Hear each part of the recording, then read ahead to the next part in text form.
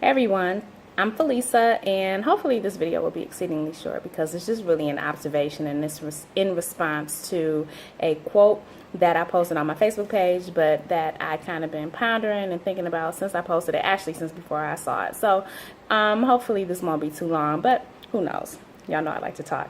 Anyway, the quote in and of itself says, some people don't want to be fixed because being broken gets them more attention or gets them attention, something along those lines. Anyway, I've been thinking about that because it's true. No matter what it is that you do, you usually will have one or two people in your life who, no matter how many resources you give them, no matter how many phone calls you take, no matter how many text messages you return, no matter how many times you drop everything in your life and rally around whatever existential crisis that they're having at that particular moment, it is never enough.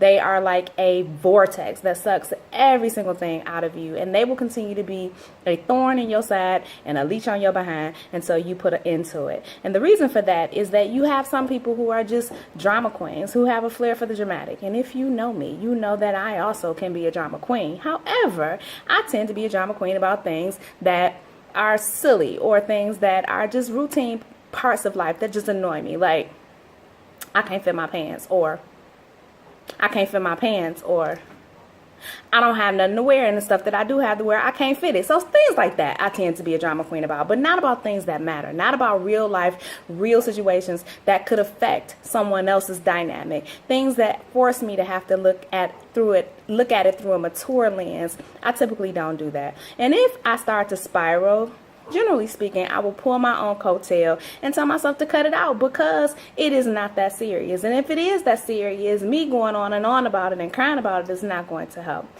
Sometimes you have to just pull yourself back, because if you don't, those people in your life who continuously do that to you, who expect that every single time they have a crisis in their lives, every single time they have a problem, they want you to drop everything that you're doing, put your life on hold so that you can meet their needs, it's exhausting. You can't continue to do that. What you have to do is handle them with a long-handled spoon. And that's not always easy, especially when it's family or loved ones or people who you're very close to, whatever the case may be. It's difficult to leave someone out there in uncharted waters and you think that something bad may happen to them or they can't function. But trust and believe, honey, just like they swam all the way out there, they can swim all the way back. And you don't have to be anybody's savior. Your blood neither redeems nor does it save. You are a human being, and so are they. And at some point, they have to learn how to get their lives. They have to learn how to self-manage, especially when you have told them to do things that they don't want to do, and they're not going to do it, but they continue to have the same problem over and over again, and they keep expecting for you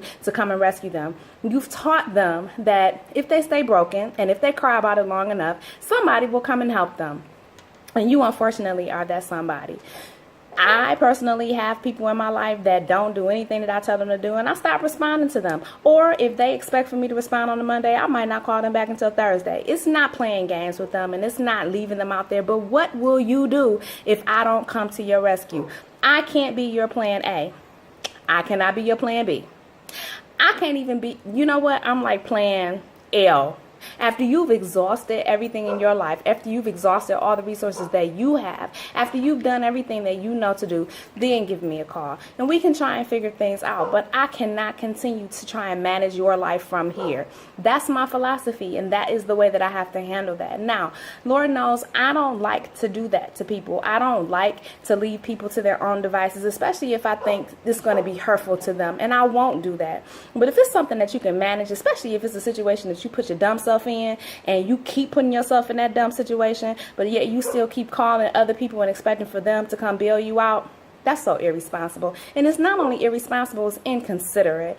And if you are doing that, you need to gather all the edges of your life and get yourself together, because nobody is going to continue to do that. And pretty soon, one of these days, you're going to call them and those people are not going to be there. And it's not because they don't love you. It's because you have burned them out with your brokenness. Get yourself some healing. Get yourself some other resources and get your life, and just stop it. It's got to just be exhausting when you continue to do that. Don't do that to people. Don't do that to people. And if you're having that done to you, sit down with those crazy people and have a long conversation. And if they're not the having a long conversation type, you know what? Let those calls go to voicemail. Stop getting up in the middle of the night responding to text. Stop responding to all that, because it's not going to do anything but burn you out. And who's going to take care of you when you are crazy and you're in the hospital because you have burned yourself out trying to take care of the next fool? I don't know, food for thought. And just my observations. I'm Simply Felisa. If you have enjoyed this video, please leave a thumbs up. Don't forget to leave a comment below. And don't forget to subscribe. I will catch y'all later on. Bye.